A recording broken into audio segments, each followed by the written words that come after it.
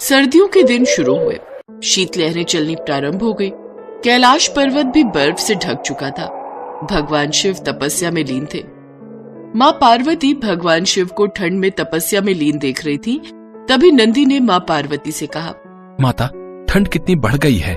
भगवान शिव तपस्या में लीन है, उन्हें तो ठंड का आभास ही नहीं हो रहा। हाँ नंदी, मैं भी वही देख रही हूँ। कितनी बार बोला है भोलेनाथ को कि हम लोग भी शॉल ओढ़ लेते हैं, गर्म वस्त्र पहन लेते हैं तो हमारी ठंड दूर हो जाती है, पर ये तो इतनी सर्दी में भी कोई गर्म कपड़ा धारण नहीं करते, बस तपस्या में लीन रहते हैं। मेरी बात सुनते ही कहाँ है। पर माता, यदि आप अपने हाथों से स्वयं स्वेटर बुनोगे तो प्रभु मना नहीं कर पाएंगे, फिर तो उन्हें स्वेटर पहनना ही पड़ेगा। हाँ, विचार तो उत्तम है, पर मुझे तो स्वेटर बनाना आता ही नहीं है और मैं नहीं चाहती कि मैं चमत्कार से स्वेटर बनाऊं। मैं अपने हाथों से स्वेटर बनाना चाहती हूँ। उसके लिए तो आपको पृथ्वीलोक पर जाना पड़ेगा माता। ये कार्य तो वहीं रहकर संभव हो सकता है। हाँ, प्रभु के लिए स्वेटर बनाना है तो मुझे पृथ्वीलोक पर ही जाना होगा। नंदी, तुम भगवान शिव और कैलाश का ख्याल रखना।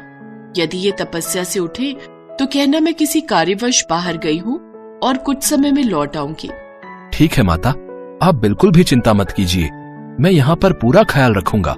माँ पार्वती ने ठान लिया था कि वो भगवान शिव के लिए स्वयं अपने हाथों से स्वेटर बनाएंगी। इसके लिए वो पृथ्वी लोक पर एक स्वेटर बुनने वाली की तलाश करने लगी जिससे वो स्वेटर बनाना सीख सके। माँ पार्वती एक छोटे से गांव में पहुंची। वहां पर चारपाई के ऊपर कुछ औरतें बैठी बातें कर रही थी। उनमें से कुछ औरतों के हाथ में ऊन के गोले और स्वेटर बुनने की सिलाई थी। माँ पार्वती ने एक साधारण स्त्री का रूप धारण किया और वो उन औरतों के पास पहुंची। नमस्ते बहन, क्या आप मुझे स्वेटर बनाना सिखा सकते हो? आपका ये स्वेटर बहुत अच्छा लग रहा है। मैं भी अपने पति के लिए स्वेटर बनाना चाहती हूँ, पर मुझे स्वेटर बनाना नहीं आता। हाँ, क्यों नहीं, पर उसके लिए तुम्हें ऊन और सिलाई खरीद कर लानी पड़ेगी। उसके बाद ही हम तुम्हें स्वेटर बनाना सिखा सकते हैं। अच्छा, पर वो मुझे कहाँ मिलेगी? वो तो तुम्हें गांव के बाजार में ही मिल सकती है। वहाँ बहुत से ऊन वाले ऊन बेच रहे हैं, हम भी वहीं से खरीद कर लाए हैं। क्या तुम इस गांव में नई आई हो? हाँ, मैं इस गांव में नई हूँ, इसीलिए मुझे यहाँ के बाजार का नहीं पता। अच्छा, अरे सुशीला, अगर तुझे कोई काम नहीं है तो इन्हें बाजार तक ले जा। अरे नहीं बहन, मुझे तो दोपहर का खाना बनाना है, बच्चे स्कूल से आते ही होंगे। एक काम करो, तुम चली जाओ। तुम मुझे क्यों कह रही हो? क्या मैं तुम्हें खाली नजर आती हूँ? नहीं, मैं तो बिल्कुल नहीं जा सकती। मुझे तो घर की साफ सफाई करनी है। मैं तो थोड़ी देर धूप सेकने बैठ गई थी, और तुम्हें क्या लगता है मैं खाली हूँ? मैं नहीं जा सकती। ओहो, तुम दोनों रहने दो, मैं इनके साथ बाजार चली जाती हूँ। चलो बहन, मैं तुम्हें बाजार ले चलती हूँ। तभी तीसरी औरत, जिसका नाम कमला था, उसकी सास गुस्से में घर से बाहर आ जाती है।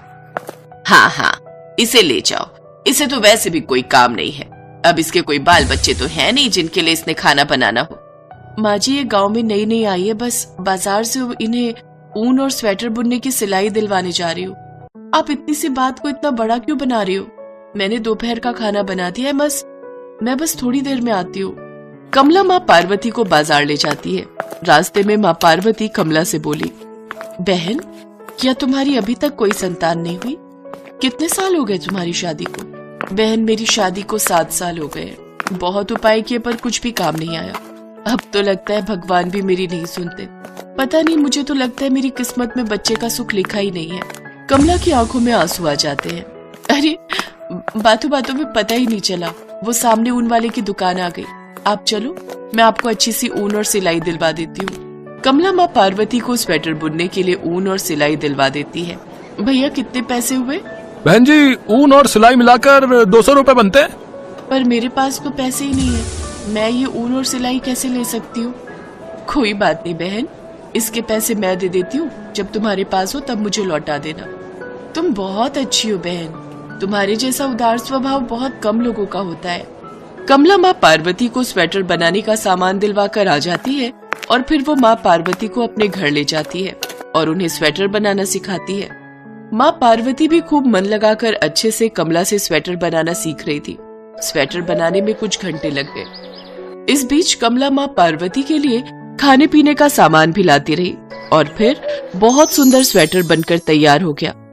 अरे वाह बहन, तुमने तो बहुत अच्छी बुनाई की है, इतनी सफाई से कि पूछो मत। अब तुम्हें स्वेटर बनाना आ गया और ये स्वेटर कितना सुंदर तैयार हुआ है। ये स्वेटर तुम्हारे पति को बिल्कुल ठीक आएगा। तुमने तो मुझे स्वेटर बनाना सिखा ही दिया। मुझे तो यकीन ही नहीं हो रहा कि मैं भी अब स्वेटर बना सकती हूँ। स्वेटर बनाना कितना आसान है। तुमने मेरी बहुत मदद की, इसलिए मैं तुम्हें आशीर्वाद देकर जाना चाहती हूँ। तुम्हारी मनोकामना बहुत जल्दी पूर्ण होगी। कमला की आंखों के आगे कुछ देर के लिए एक रोशनी की चमक आ जाती है और उसे साक्षात माँ पार्वती के दर्शन होते हैं और माँ पार्वती अंतर्ध्यान हो जाती हैं। वो कोई साधारण स्त्री नहीं थी, वो तो साक्षात देवी पार्वती थी। उन्होंने मुझे दर्शन दिए, उन्होंने मुझे आशीर्वाद दिया। माँ, मैं कितनी किस्मत वाली हूँ कि मैंने आपके दर्शन किए। आप मेरे साथ थी, मैं आपको पहचान नहीं सकी माँ। तभी कमला की सास बाहर आ जाती है। कमला बेहोश हो गई थी। कुछ देर बाद कमला का पति पड़ोस के वैद्य जी को लेकर आया। घबराने की कोई बात नहीं है, सब ठीक है। जानकी, तुम्हारी बहू कमला माँ बनने वाली है, इसीलिए इसे चक्कर आए हैं। क्या कमला माँ बनने वाली है? मेरी बहू माँ बनने वाली है, मैं दादी बनने वाली हूँ। ये कैसा चमत्कार है, भगवान ने हमारी सुन ली। कमला, मैं बहुत खुश हूँ। भगवान का लाख लाख शुक्र है, उन्होंने हमारी सुन ली। माँ पार्वती, उन्होंने मुझे आशीर्वाद दिया। उन्हीं के आशीर्वाद से मेरी ये इच्छा पूरी हुई है माँ जी। साक्षात माँ पार्वती हमारे घर आई थी। कमला अपनी सास और पति को सारी बात बताती है। सभी माँ पार्वती को धन्यवाद कहते हैं। उन्होंने कमला को माँ बनने का आशीर्वाद दिया। माँ पार्वती और भगवान शिव कैलाश पर्वत से सब कुछ देख रहे थे। ये स्वेटर तो तुमने बहुत अच्छा बनाया है पार्वती, और ये बिल्कुल सही नाप का है और देखने में भी कितना अच्छा लग रहा है। तुमने मेरे लिए स्वेटर बनाया, ये देखकर मैं बहुत खुश हूँ। मैं भी बहुत खुश हूँ प्रभु कि मैं आपके लिए इतना अच्छा स्वेटर बना पाई। ये सब कमला के उदार स्वभाव के कारण ही संभव हुआ है। उसने निस्वार्थ भावना से मेरी मदद की और मैं ये स्वेटर बना पाई। अब कम से कम आपको ठंड तो नहीं लगेगी। अब तो मैं ऐसे और भी बहुत सारे स्वेटर आपके लिए, पुत्र गणेश के लिए, पुत्र कार्तिकेय के लिए, नंदी के लिए और बाकी सभी कैलाश वासियों के लिए बनाऊंगी। कमला ने माँ पार्वती की भगवान शिव के लिए स्वेटर बनाने में अनजाने में ही मदद की और माँ पार्वती ने उसे उसकी उदारता का फल दिया और उसे माँ बनने का सुख प्राप्त हुआ। भोला अपनी पत्नी और 2 बच्चों के साथ हरिपुर गांव में रहता था। वो गांव के साहूकार के पास मजदूरी करता था। भोला ने अपनी बहन की शादी के लिए साहूकार से कर्ज लिया था, जिसका भुगतान वो साहूकार को कई वर्षों से कर रहा था। भोला भगवान शंकर की बहुत पूजा करता था। ऐसे ही एक दिन मंदिर में शिवरात्रि का भव्य आयोजन था। वो पत्नी और बच्चों के साथ मंदिर पहुंचा, पर साहूकार भी वहाँ मौजूद था। मंदिर में दर्शन करने के लिए पुण्य करने पड़ते हैं, तो जैसे कंगाल के पास ऐसा क्या है भगवान शंकर को देने के लिए? बता, कोई दान दक्षिणा या कोई चढ़ावा? भोला उदास मन से पत्नी और बच्चों को लेकर वापस घर की ओर चल पड़ता है। तभी कुछ खाने को दे दो, बड़ी जोरों की भूख लगी है। भैया, ये आटे का हलवा है, अगर ये खाओ तो। हाँ, मुझे आटे का हलवा दे दो। भूख में तो प्रसाद और भी स्वादिष्ट लगता है। क्या नाम है तुम्हारा? मेरा नाम शिवा है। मैं काम की तलाश में हूँ। क्या आप मुझे कोई काम दे सकते हो? मैं कुछ भी कर लूंगा। पर मैं तो खुद एक गरीब मजदूर हूँ, गांव के साहूकार के पास मजदूरी करता हूँ। मैं तुम्हें भला क्या काम दूंगा? भैया, मुझे कोई भी काम दे दो, बदले में मुझे पैसे नहीं, बस रहने की जगह दे देना। भोला शिवा की मजबूरी देख हाँ कह देता है। अगले दिन से शिवा वहीं रहने लगता है और घर के काम में मदद करता था। एक दिन भोला अपनी पत्नी माला से बोला, माला, शिवा हमारे लिए इतना सब कुछ क्यों कर रहा है? बच्चों के लिए भी ये इतना दूध, फल, सब्जी सब ले आता है, पर कब तक हम इससे बिना पैसे दिए काम करवाते रहेंगे? तुम एक काम क्यों नहीं करते? साहूकार से कहकर इसे भी अपने साथ काम पर लगवा लो, वहाँ तो इसे काम के बदले पगार मिल जाएगी। भोला को माला की बात सही लगी। वो शिवा को लेकर साहूकार के पास जाता है और काम दिलवा देता है। शिवा भोला के साथ अब खेतों पर भी काम करने जाने लगा। साहूकार शिवा को जो भी पगार देता वो पैसे शिवा भोला को जोड़ने के लिए रखवा देता था। भोला कई बार शिवा से कहता कि वो अपने पैसे वापस ले ले, परंतु शिवा उसे कहता कि जब वक्त आएगा ये पैसे तभी काम आएंगे। एक दिन साहूकार भोला और शिवा को किसी काम से दूसरे गांव भेजता है। रास्ते में रात हो जाती है। जंगल का रास्ता था। तभी एक शेर के दहाड़ने की आवाज आती है। भोला घबरा जाता है। भोला भैया, आप तो भगवान शंकर के परम भक्त हो, तो डर कैसा? और जब भक्त मुसीबत में हो तो भगवान को भी सहायता के लिए आना ही पड़ता है। आप उस पेड़ के ऊपर चढ़कर बैठ जाओ, बाकी सब मैं देख लूंगा। शिवा, मैं तुम्हें अकेला छोड़कर कैसे पेड़ पर चढ़कर बैठ जाऊं? ये भी तो सही बात नहीं है। भोला भैया, आप निश्चिंत रहो, मुझे कुछ नहीं होगा। भोला जैसे ही पेड़ पर चढ़ने के लिए मुड़ता है, वो देखता है कि शेर उसके सामने खड़ा है। भोला शेर को अपने सामने देख डर जाता है और आंखें बंद करके ओम नमः शिवाय का जाप करने लगता है। शिवा भोला के आगे आ जाता है। शेर शिवा को थोड़ी देर तक देखता रहता है और बिना कुछ कहे जंगल की ओर चला जाता है। भोला और शिवा दोनों घर आ जाते हैं। भोला पूरी रात उस घटना को याद करता रहता है। अगली सुबह जब वो सोकर उठता है तो शिवा घर पर नहीं था। भोला आसपास में पूछता है पर शिवा का कहीं भी पता नहीं था। वो साहूकार से जाकर पूछता है। वो तो सुबह ही मेरे पास आया और मेरे से बोला कि अमरनाथ यात्रा पर निकलना है, इसलिए वो अपना हिसाब कर गया। भोला घर आता है और सारी बात माला को बताता है। माला भी सुनकर बहुत हैरान होती है कि अचानक बिना बताए शिवा अमरनाथ की इतनी लंबी यात्रा पर कैसे निकल गया। भोला को कुछ समझ नहीं आ रहा था। उसी रात को सपने में भगवान शंकर भोला को दिखाई देते हैं। भोला, उठो, तुमने मुझे पहचाना नहीं? मैं ही तुम्हारा शिवा हूँ, जिसके बारे में तुम चिंता कर रहे हो। भगवान शंकर, आप ही शिवा हो, मैंने आपको पहचाना नहीं। ये कैसी भूल हो गई महादेव, मुझे माफ कर दीजिए। मैंने आपकी सेवा नहीं की बल्कि आपसे सेवा करवाई। आप मुझे छोड़कर क्यों चले गए प्रभु? हे महादेव, लौट आओ मेरे पास। भोला, अब तुम मेरे पास अमरनाथ यात्रा करके आओगे।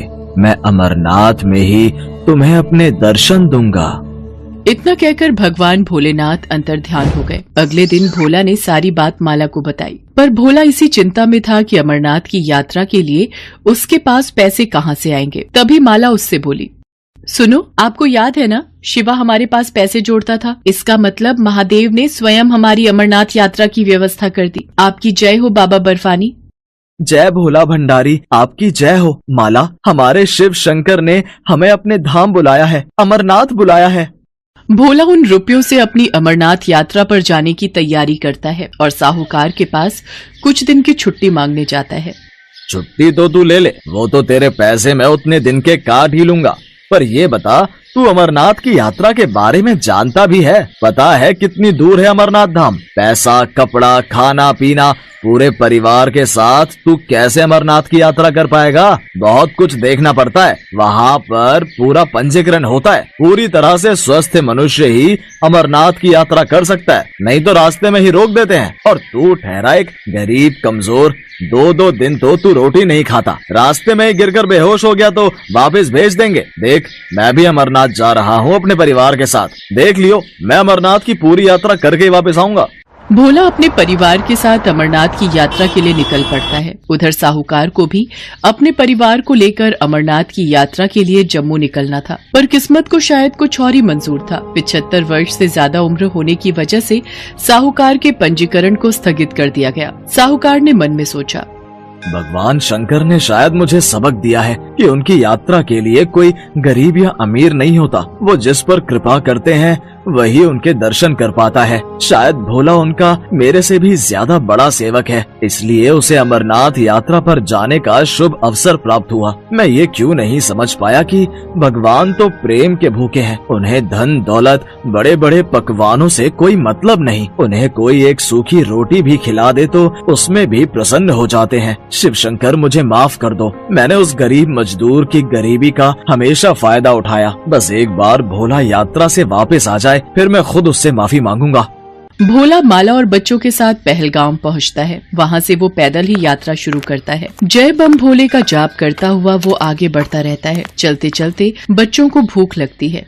रुको तुम लोग, यहाँ इस पत्थर पर बैठो, मैं किसी से पूछता हूँ। सुनिए भैया जी, यहाँ खाने के लिए कोई सुविधा मिल जाएगी? अरे भाई, ये अमरनाथ श्रद्धालुओं के लिए लंगर कमेटियाँ जी जान से पलखें बिछाकर उनका सत्कार करती हैं। खाने पीने से लेकर सोने तक की सुविधा उपलब्ध करवाई जाती है अमरनाथ यात्रा के लिए। आओ, मैं तुम्हें वहाँ का रास्ता बताता हूँ। भोला ने अपनी यात्रा को भगवान भोलेनाथ के भरोसे शुरू किया था और उसे पता था कि वही उसकी ये यात्रा पूरी करवाएंगे। व्यक्ति भोला को लेकर जब लंगर कमेटी के पास पहुंचता है, भोला ने देखा अमरनाथ यात्रा में लोग जगह जगह खाने पीने और सोने की सुख सुविधाएं दे रहे हैं। अमीर भक्त इस कार्य में दान दक्षिणा देकर अपना योगदान देते हैं। सुबह के समय लंगर कमेटियां श्रद्धालुओं की भूख और प्यास को बुझाती हैं और रात होते ही लंगर स्थल धर्मशाला में तब्दील हो जाते हैं। श्रद्धालुओं को बिस्तर और सर्दी से बचने के लिए बुखारी भी मुहैया करवाई जाती है। अमरनाथ यात्रा के लिए उन्हें 5 पड़ाव पार करने थे। पहला पड़ाव पहलगाम उन्होंने पार कर लिया था। बापू, अभी हमें कितनी और यात्रा करनी है? अभी कितनी दूर है अमरनाथ की गुफा? नमन, पहला पड़ाव पहलगाम में अभी हम हैं। अभी हमें चंदनबाड़ी, शेषनाग, पंचतरणी पार करना है। उसके बाद 5वां पड़ाव अमरनाथ की गुफा है, जहां बाबा बर्फानी भोलेनाथ के शिवलिंग के दर्शन होंगे। मतलब अमरनाथ की यात्रा के रास्ते में 5 पड़ाव आते हैं? हाँ छाया बिटिया, पर भोले बाबा का नाम लेते जाओ तो ये रास्ता आराम से कट जाता है और ये 5 पड़ाव भी पार हो जाता है। रास्ते भर अलग अलग पड़ावों पर रुकते हुए आखिर भोला और उसका परिवार अमरनाथ की गुफा पर पहुंचता है। पूरा परिवार इतने सुंदर दृश्य को देखकर खुशी से झूम उठता है। तुम्हें पता है माला, अमरनाथ को तीर्थों का तीर्थ कहा जाता है क्योंकि यहीं पर भगवान शिव ने माँ पार्वती को अमरत्व का रहस्य बताया था। बापू, वो देखो कबूतर। तुम्हें पता है छाया, ये कबूतर का जोड़ा बहुत ही किस्मत वालों को दिखाई देता है, जैसे तुमने देखा। सब मिलकर अमरनाथ बर्फानी शिवलिंग के दर्शन करते हैं। भोला हमेशा याद बनकर रहने वाली अनमोल दृश्यों वाली अमरनाथ यात्रा करके खुशी खुशी गांव वापस आ जाता है। साहूकार भोला से अपनी गलतियों के लिए माफी मांगता है और उसे अच्छी पगार देने लगता है। दिल से भगवान शंकर के आशीर्वाद से भोला की जिंदगी में खुशियां आ जाती हैं।